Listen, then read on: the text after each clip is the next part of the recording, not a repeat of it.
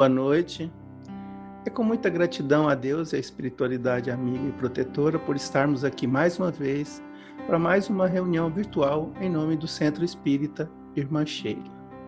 Lembrando a todos os amigos que logo após a palestra haverá o passe de harmonização e também a magnetização das águas.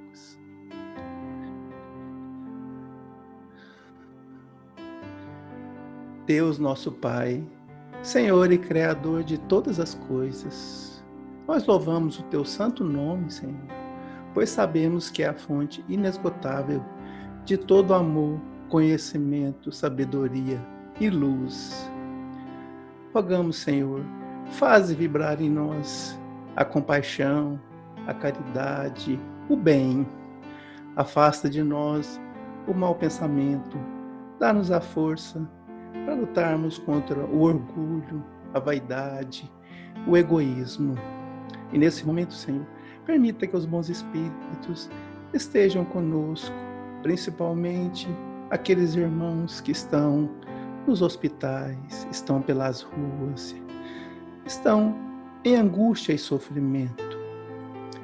Divino Mestre Jesus, sabemos que é nosso guia e modelo, mas ainda, Senhor, não sabemos como copiar as suas leis morais, não sabemos como segui-lo ainda, mas ainda rogamos, Senhor, que os bons espíritos possam também interferir nos lares de todos os irmãos, levando a saúde, a confiança, pois sabemos, Senhor, que és a água que mata a sede, que é o remédio que cura, que é o bálsamo que alivia todas as dores. E ainda pedimos para que os bons espíritos tarefeiros do bem possam se aproximar de todos nesse momento difícil. E ainda rogamos a Irmã Sheila, diretora espiritual dessa casa, para iniciarmos a reunião da noite com a prece cantada à Irmã Matilde. Que assim seja.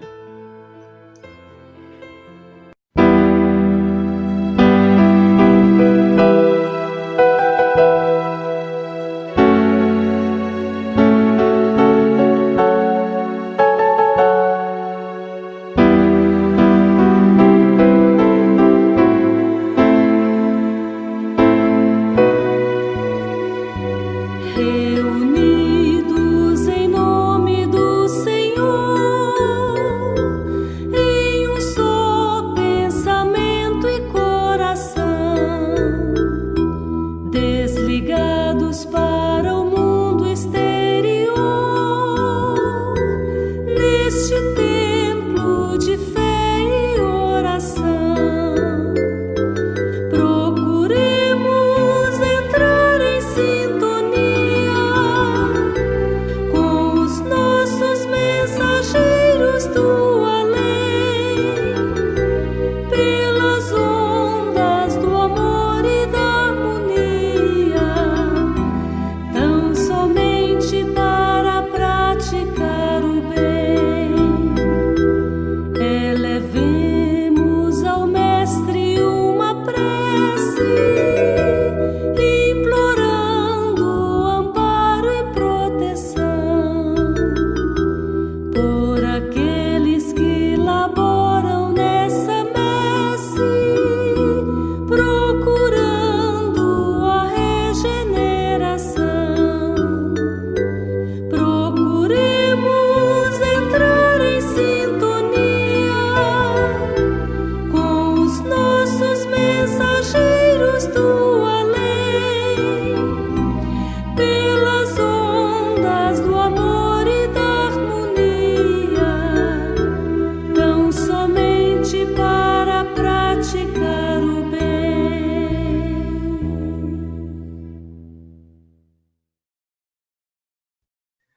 Meus irmãos, para a nossa preparação do livro Reflexões à Sombra da Cruz, ditado pelo Espírito Erasmo, psicografia de S. Capelli, a reflexão 48, Viver e Vencer. Não peço que os tires do mundo, e sim que os guardes do mal. João, capítulo 17, versículo 15. Não é possível participar de uma obra sem conviver com ela. Assim, para que se possa contribuir na melhora do mundo em que vivemos, é necessário viver nele e com ele, ofertando a parcela de colaboração proporcional à capacidade de cada um. Assim, o que se pede não é o afastamento do mundo, pois nele vivemos imersos. O que se pretende é a luta contra o mal que nele campeia, para que seja possível um futuro de predominância do bem. A elevação de espírito não exige o afastamento egoísta, numa autoexclusão impossível do conjunto. O que ele requer é a vigilância contínua contra as solicitações das facilidades que o mal oferta. Viver no mundo de permeio com todas as suas vicissitudes, mas virtuosamente distribuindo luz pelo exemplo de retidão e de trabalho, edificando-se a si mesmo em cada ato. Eis a melhor maneira de colaborar na construção de um mundo melhor. Não te afastes do mal, vence-o pela prática do bem. Anota e não esqueças. Luta e vencerás, com fé não fracassarás. Resista para vencer, justificando o teu viver. Luta para aprender e com sabedoria vencer. Meus irmãos, é com muita alegria que nós passamos a palavra ao nosso irmão Fernando, que será o expositor do Evangelho programado para esta noite. Rogamos de todo vibração, de muita fraternidade, de muito apoio, de muita ternura. E a Jesus rogamos que o ampare nessa missão tão importante para o nosso aprendizado e para a nossa evolução. Irmãos, é com bastante alegria que aqui nos encontramos para esse nosso reencontro. Temos certeza de que não demorará muito para que nós possamos voltar às nossas reuniões presenciais, haja visto que esta troca de energia, a presença, o contato é indispensável para a própria condição humana. Foi feita uma leitura de uma página do livro A Sombra da Cruz, né? Ou seja, em que a leitura fala sobre vencer e viver. Às vezes nós temos uma ideia de que para que nós possamos alcançar a felicidade, a gente teria que então não mais viver aqui na Terra. A Terra é uma escola abençoada, que é indispensável para a nossa evolução. E o próprio título desta página, que é também quando nós somos chamados a vencer o mal. Vencer o mal, ela não pode ser entendida como o mal dos outros, mas principalmente o mal em nós. Todos nós somos seres que estamos no processo de aperfeiçoamento, mas ainda temos muito a evoluir. E evoluir é efetivamente, no campo moral, é vencer o mal em nós. O mal que ele é retratado por todas as imperfeições morais que ainda carregamos conosco.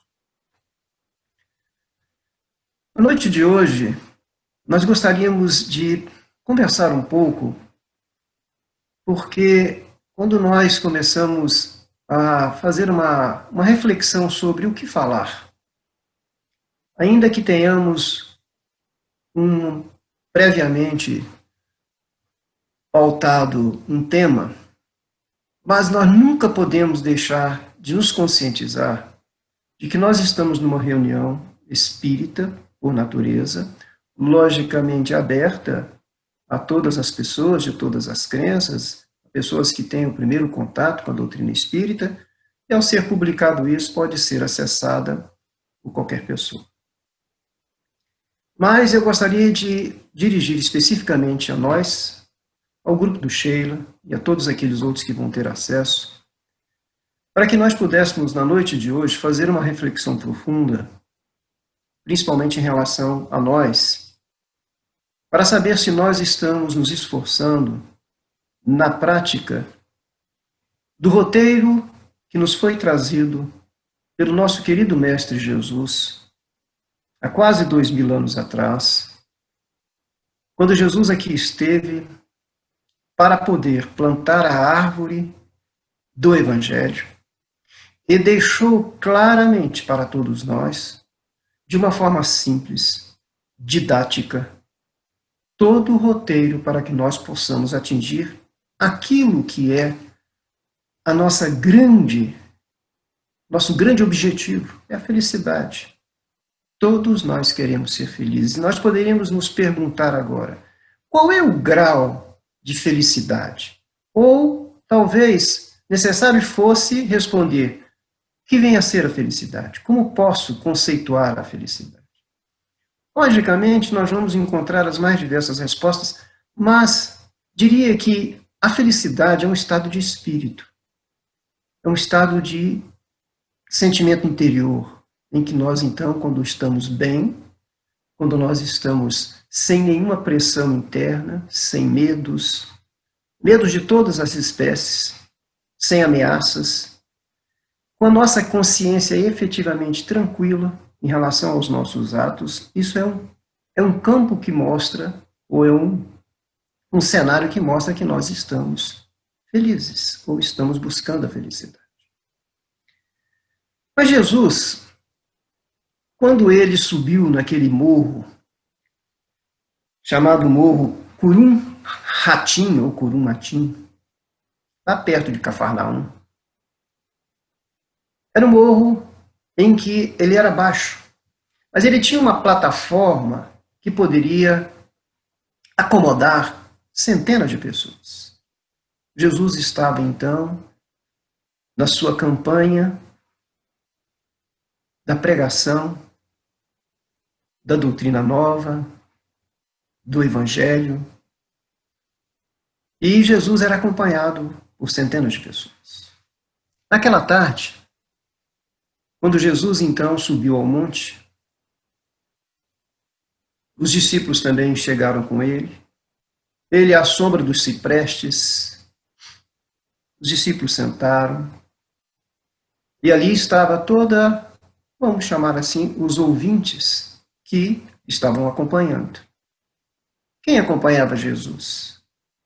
Logicamente, acompanhavam Jesus os interessados numa visão nova de vida, de uma mensagem nova que ele trazia.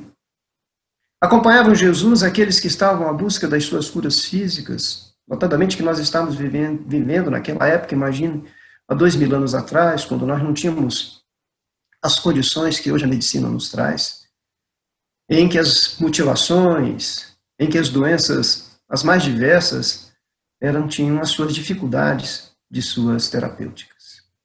Mas também lá estavam acompanhando Jesus os escribas, os intérpretes da lei. Esses intérpretes da lei acompanhavam para que pudessem, então, verificar se Jesus estava contrariando a lei do Torá, a lei judaica. Lá tinham pessoas mais ricas, mais pobres. Nessa época, essas separações elas eram claras. Não havia mistura. E Jesus, então, naquela tarde, ele transmite para o mundo aquilo que nós conhecemos como o Sermão da Montanha. Eu diria que do Sermão da Montanha, quando nós assim o pronunciamos, nós lembramos das bem-aventuranças, pois ele é muito citadas, mas tem uma parte do Sermão da Montanha que acompanha todo o mundo cristão, no mundo ocidental e em outros lugares. Qual seja o Pai Nosso, a oração. Foi no sermão naquele dia que Jesus, então, transmitiu o que chamamos de oração universal. E onde quer que estejamos, quando alguém vai pronunciar o Pai Nosso, esta oração, quase todos nós, quase uma unanimidade, acompanha. Mas a gente pergunta, nós acompanhamos em que forma? Simplesmente através de balbuciar, de relembrar, de se juntar a esta condição de retratar esta oração, ou nós conseguimos parar em cada uma das suas próprias estações, refletir sobre ela, para que ela possa se tornar um ponto de reflexão se nós estamos seguindo aquilo que ali está. Esta oração, ela tem duas coisas que são muito importantes quando a gente começa a dizer Pai Nosso. Isso deixou claro para todos nós que essa condição de Pai Nosso não é Pai meu, nosso, de todos nós. Venha a vós o nosso, venha a vós o vosso reino, enfim, aí nós vamos continuar. Ela é uma oração em que leva com que todos nós nos sintamos irmãos. E esta é o sentimento que nós todos temos que ter, por princípio, o sentido da fraternidade universal está nessa oração. Mas quando então começamos a verificar todos os itens trazidos nesses que Mateus retrata em 2 capítulos, e em 70 e poucos versículos, que não é muito pouco, ela pode ser lida, ela pode ser compilada sem que haja comentários, em poucas folhas para que nós possamos ler. Grau de dificuldade de entendimento? Nenhum. Nenhum. Não tem ali nada que possa ser de difícil interpretação ou de difícil compreensão. Mas, logicamente, que com o tempo este Sermão da Montanha, ele foi cada vez mais sendo analisado. E falamos em felicidade. Quando Jesus quase completa a sua mensagem, ele, então, nos traz um trecho que eu vou ler, que é o sentido da reunião da noite de hoje, e que ele diz o seguinte, isso já está no capítulo 6, no versículo 13 de Mateus, em que ele diz, para todos nós que ali estávamos reunidos, e aquela multidão que ali estava representa e representava a humanidade. E Jesus, então, recomenda, entrai pela porta estreita,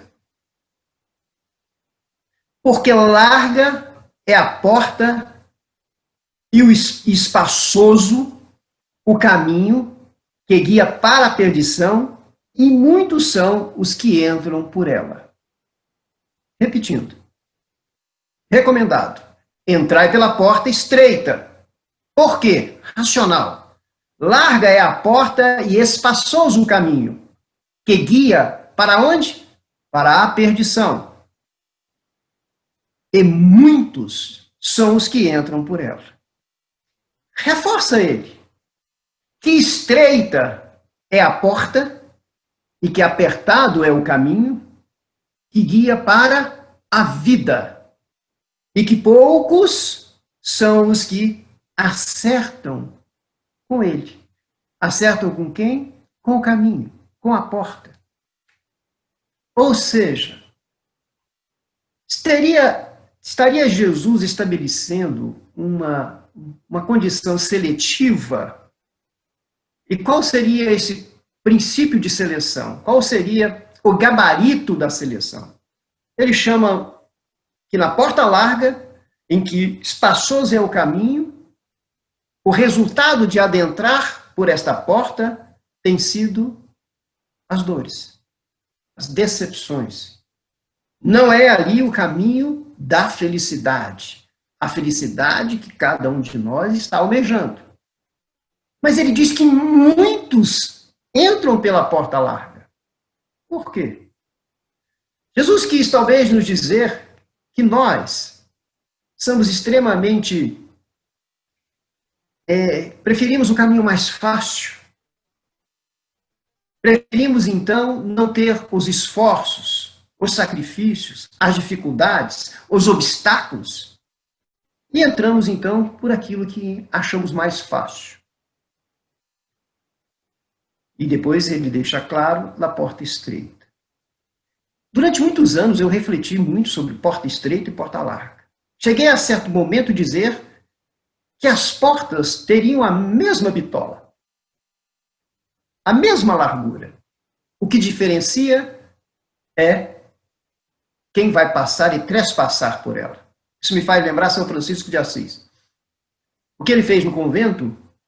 Ele mandou fazer uma porta estreita. Para quê? Porque os frades, naquela época, quando a gente assiste alguns filmes e tudo, eles estavam engordando muito. Então ele botou um gabarito ali para que os frades pudessem passar. Aí ele estava falando de um gabarito físico, fisiológico. Mas o gabarito que nós estamos falando, ele é gabarito espiritual. E por que a gente, então, alguns entram pela porta, cabem numa porta e outros cabem numa? Aí nós, então, estabelecemos de que nós, o que nós temos, o que faz com que a gente passe por uma porta e não passe por outra, é a nossa condição espiritual, fisiológica, espiritual, se assim podemos dizer, e não conseguimos passar, porque para passar pela porta que vai dar aos céus, nós precisamos estar completamente em regime espiritual, sem as gorduras. Ah, sim, aí nós falamos nas gorduras, as gorduras espirituais.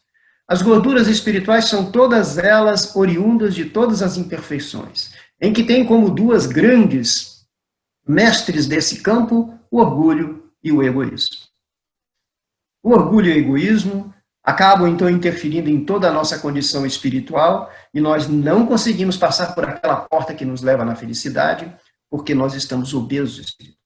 Agora, é difícil fazer esse regime. O que é que Jesus, naquele sermão, estabeleceu como pré-requisitos, como alimentos extremamente saudáveis para que nós possamos ter uma condição de entrar por aquela porta que ele chama de estreita? Nós vamos lembrar alguns, para que a gente possa ter consciência de que no Sermão da Montanha, e em nenhum momento Jesus estabeleceu seletividade, nem estabeleceu que para que nós pudéssemos alcançar o reino dos céus, tivéssemos que ter crenças, dogmas, em nenhum momento.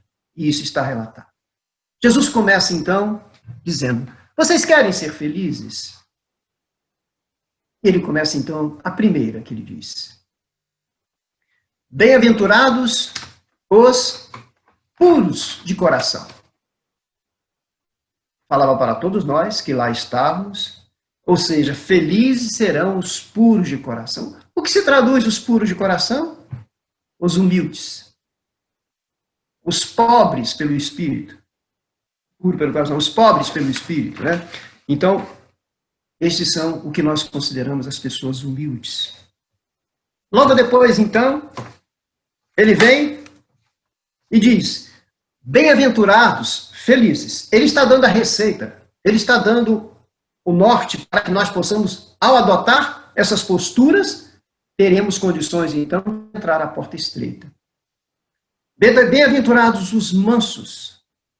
Em todo depois ele complementou, herdarão, ou serão reconhecidos como filhos de Deus, ou herdarão a terra, ou herdarão os céus.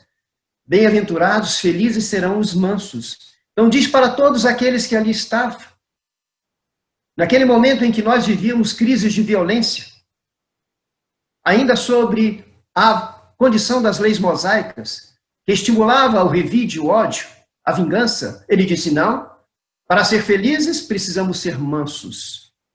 Precisamos adotar aquilo que foi adotado por diversos líderes que conseguiram grandes avanços nas suas sociedades.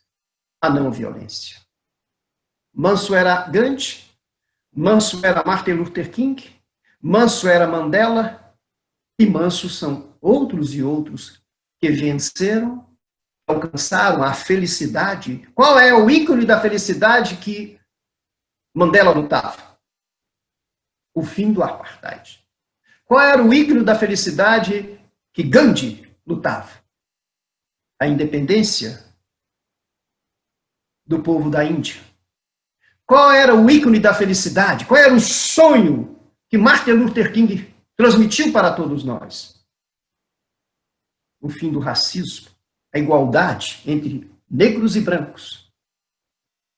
E eles todos adotaram esta bem-aventurança. Bem-aventurados os mansos e, mais à frente, bem-aventurados os pacíficos. Reflexões para nós. Cada uma dessas colocações tem que ir para dentro de nós e não exigir que os outros sejam mansos, que os outros sejam pacíficos. Não. Exigir de nós. Não apontemos os dedos, porque também Jesus falou, não julgueis. Não julgueis para não ser julgados. Sim, nós julgamos, nós condenamos atos. Lógico, condenamos o ato de violência, de racismo ocorrido, mostrado na mídia recentemente.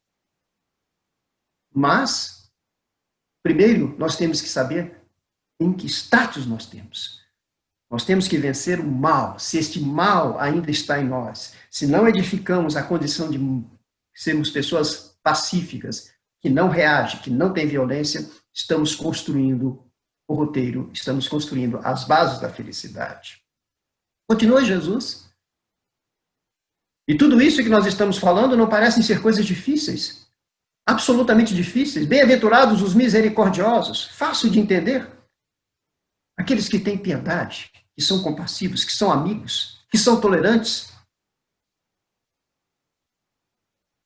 Então vai se juntando isto ao misericordioso, com o pacífico, com o fraterno, como disse no próprio Evangelho, que tem a doçura, que tem a afabilidade. Esses são os pré-requisitos para ser felizes.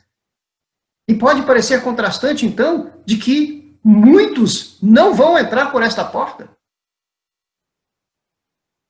Porque não adotam essa postura de viver. Ao contrário, reagem, agridem, indiferença pelo seu irmão, não olham para ninguém. Logicamente, Jesus vai ao ponto de que começa a trabalhar também a condição psicológica, os hábitos de nós naquela época, quando nós tínhamos então, ainda como hoje fazemos, querendo achar que nós vamos agradar a Deus, fazendo as nossas ofertas, fazendo as nossas promessas. E ele então foi claro conosco. Antes de vir trazer qualquer oferta para nós, ele nos dá mais um ensinamento indispensável para a felicidade.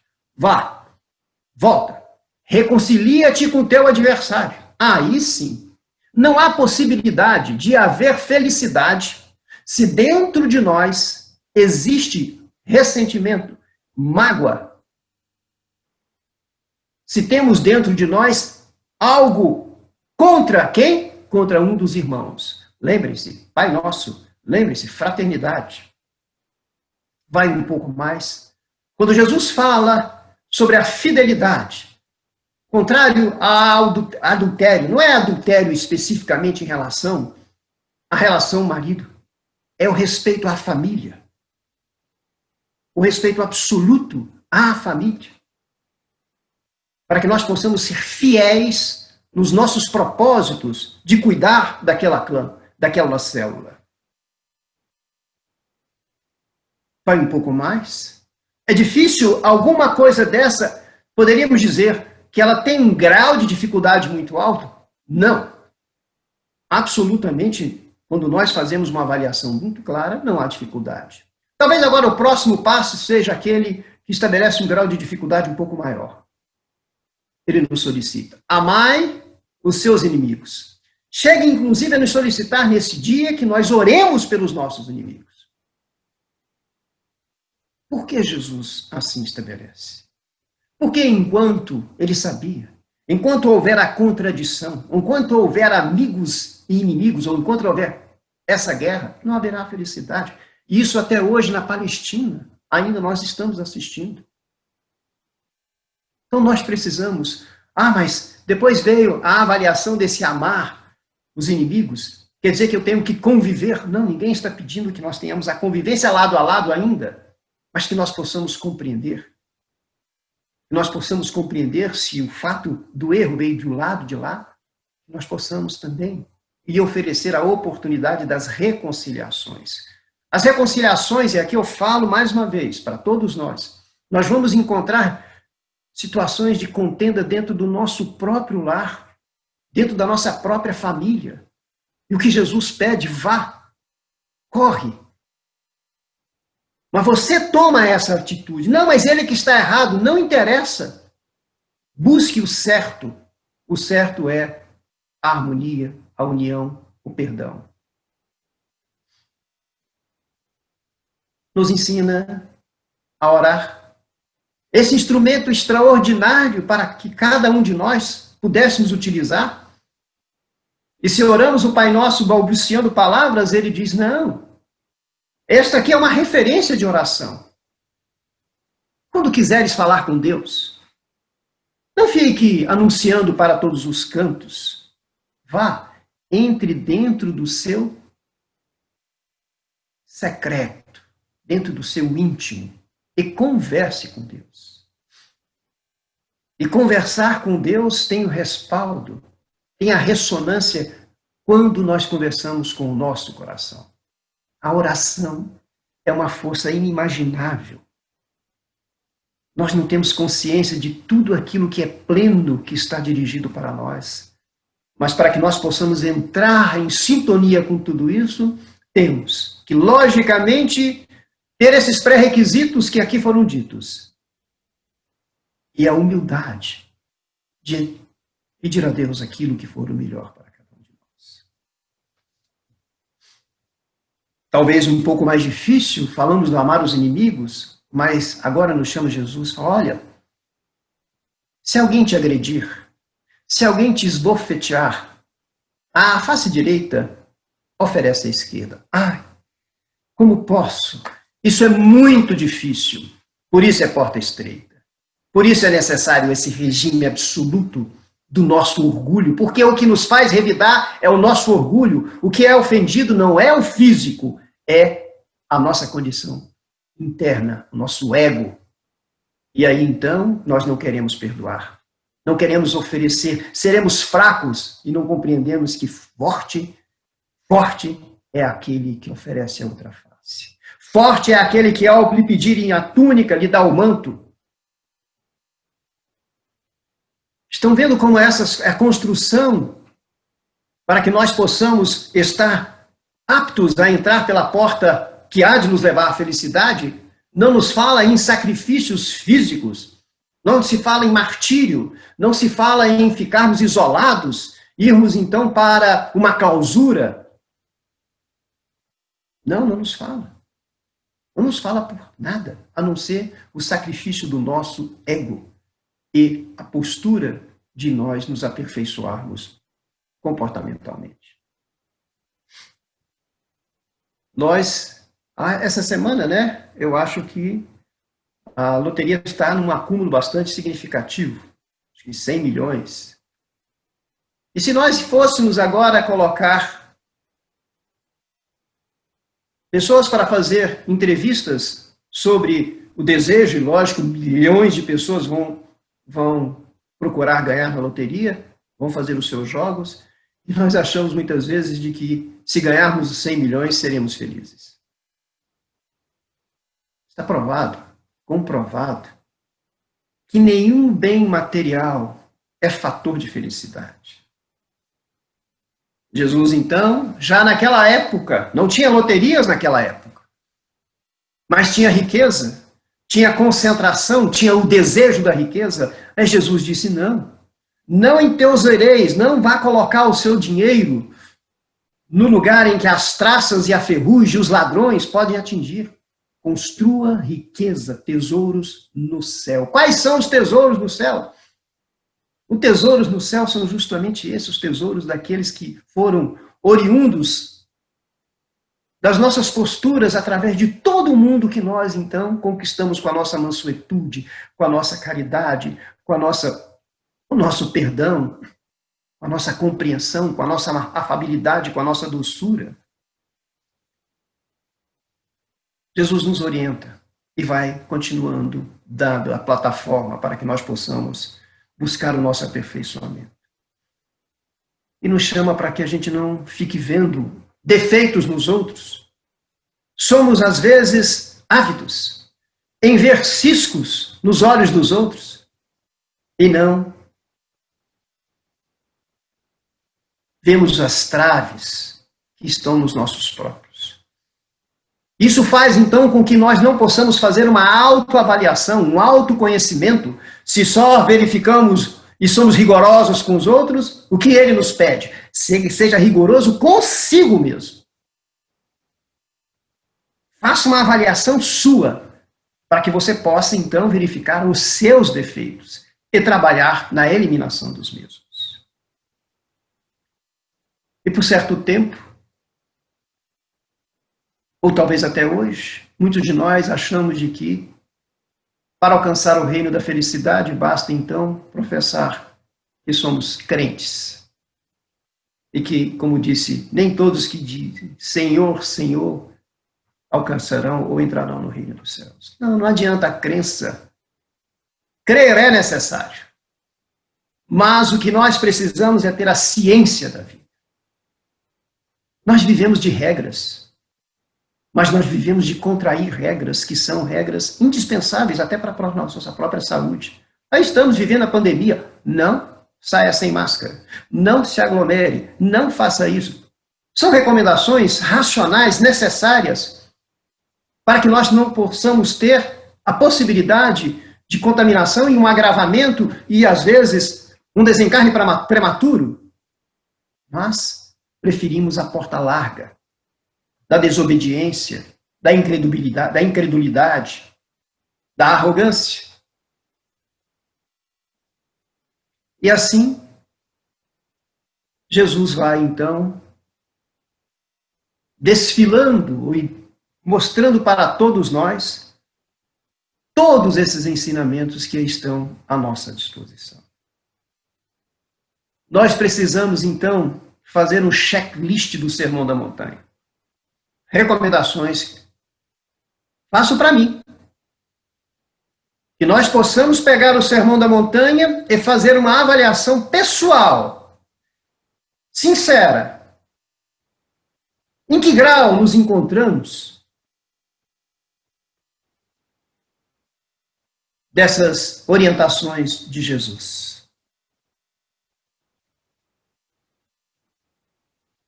E Jesus, então, quase que também finalizando, ele resume.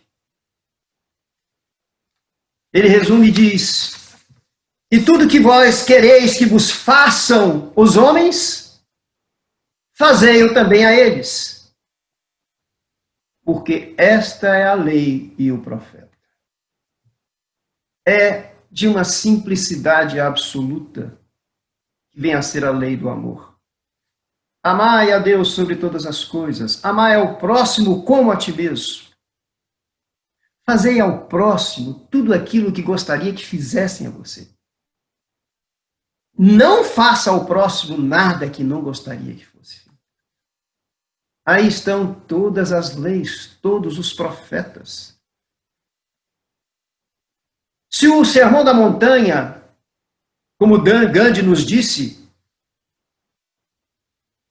ainda que se queimem todos os livros sacros, todos nós já escutamos isso, e nós não damos a devida importância a essa recomendação, a este alerta, ainda que se queimem todos os livros sacros da humanidade, em se salvando o Sermão da Montanha, nada terá se perdido.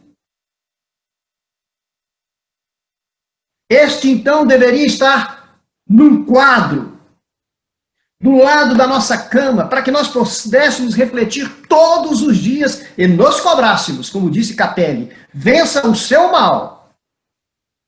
Qual é a consequência de vencer o mal? Em nós, felicidade. Olha como é racional. Felicidade.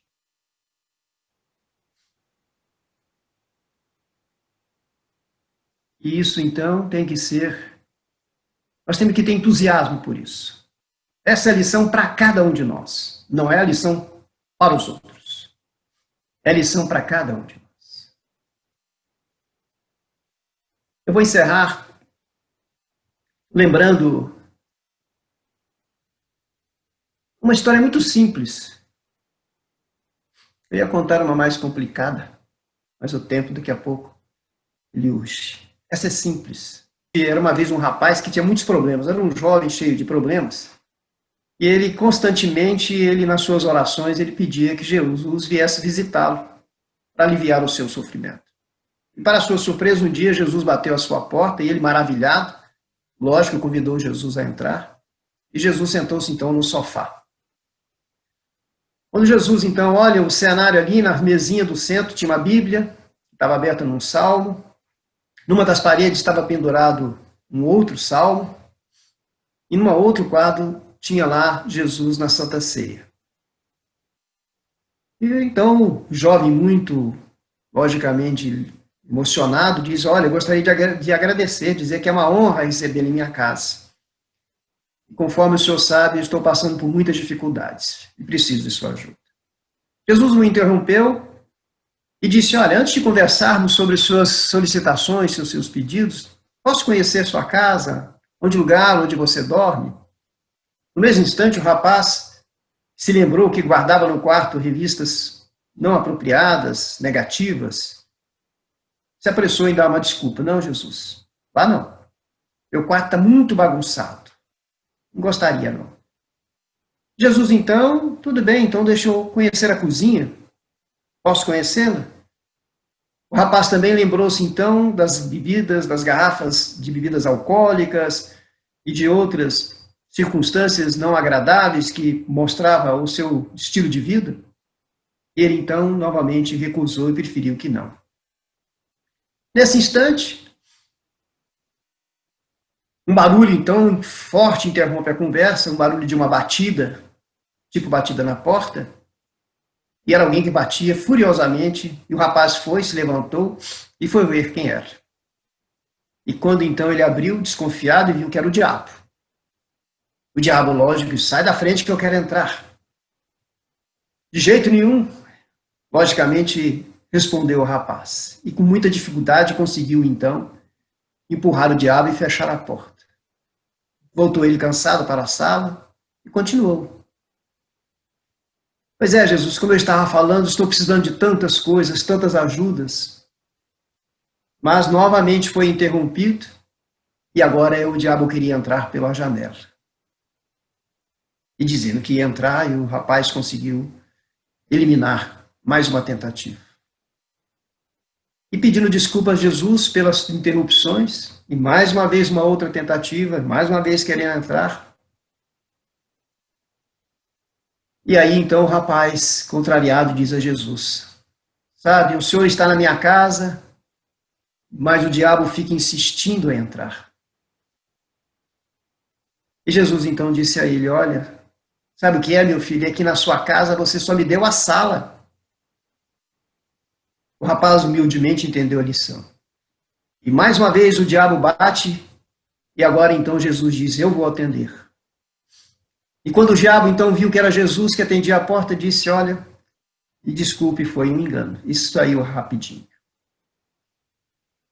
Portanto, essa história, ela termina com Jesus então dizendo a ele de que ele escutou as suas súplicas, mas lembrando-se também do Sermão da Montanha, Jesus disse: você tem que escolher, ninguém pode servir a dois senhores. Não se pode servir a Deus e a Mamon. Você então tem que escolher entre o diabo e a mim, Jesus.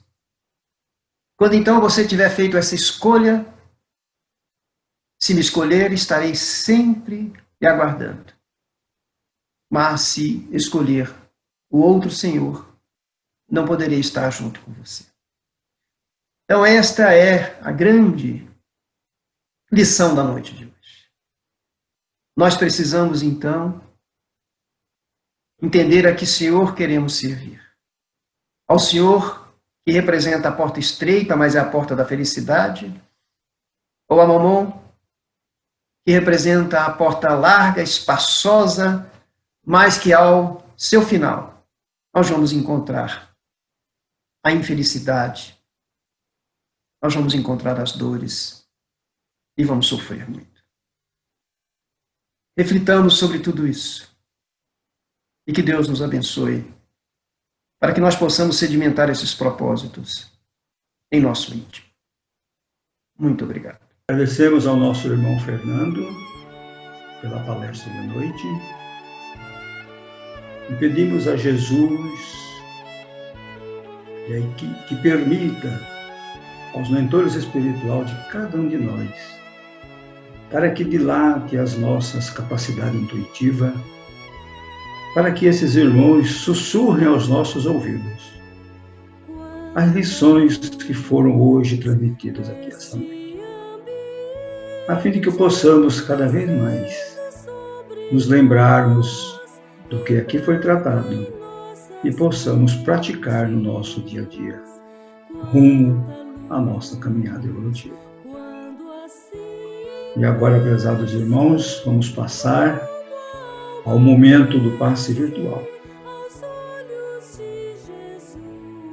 para que estejamos em condições de receber aquilo que nos propomos, que são as energias provindo do mais alto.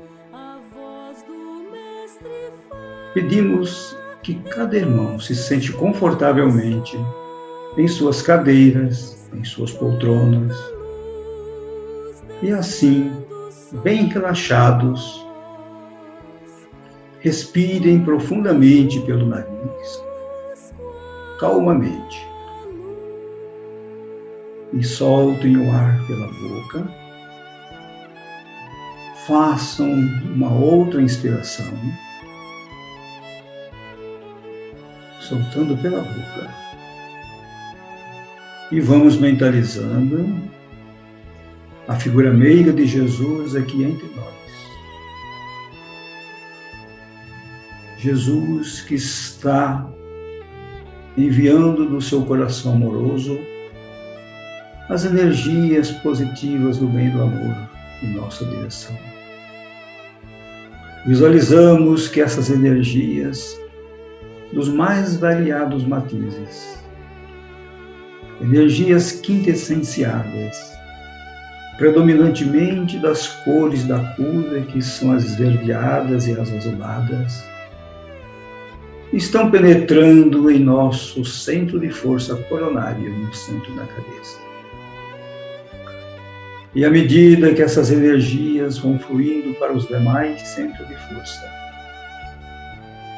elas vão envolvendo os nossos órgãos, as nossas células, as nossas glândulas, em vibrações de muita paz, de equilíbrio, de harmonia e de saúde.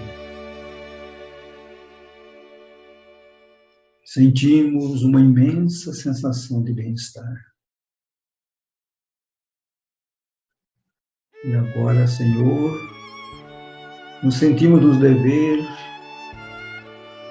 de transmitir aquilo que recebemos àqueles irmãos aos quais colocamos nos nossos livros de oração.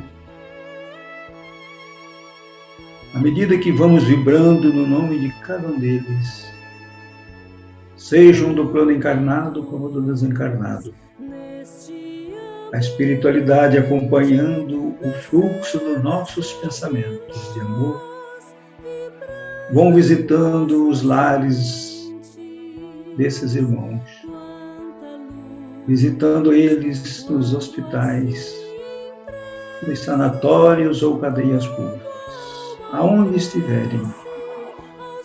E esses irmãos vão sendo envolvidos pela mesma luz que recebemos do plano maior. Mestre amado Jesus, neste momento que esses irmãos estão envolvidos por essa energia de paz e de cura, nós vos agradecemos por podermos participar deste momento. E encerramos passando para o momento da fluidificação das águas, em que os irmãos, Mestre amado Jesus, previamente já colocaram em suas mesas, em seus criadomouros, os demais cômodos da casa. E essas águas pedimos, Mestre amado, que permita que a espiritualidade maior possam fazer a transformação delas em elemento medicamentoso, a fim de que cada um que delas fizer uso com fé possam sentir o renovar das suas energias, tanto as físicas quanto as espirituais. Mestre amado Jesus, nós vos agradecemos e toda a equipe espiritual da Casa de Sheila, coordenado pela nossa irmã, e pedimos a permissão para encerrar este momento na vossa paz. Prezados irmãos, é chegado o momento de encerrarmos as atividades da noite. Mentalizemos mais uma vez Jesus no seu trono de glória, que está nos transmitindo essas energias do bem e do amor. E agradeçamos a Ele, né, irmãos, como agradecemos também a irmã Sheila e toda a equipe espiritual da nossa Casa de Orações, pela oportunidade de participarmos das atividades, de ouvirmos as palavras encorajadoras do irmão palestrante, pelo passe virtual curador e pela transformação das águas em elemento medicamentoso. E por tudo quanto recebemos e receberemos, temos a certeza. Agradecidos, pedimos a permissão para encerrar as atividades da noite na vossa santa e doce paz. E que assim seja.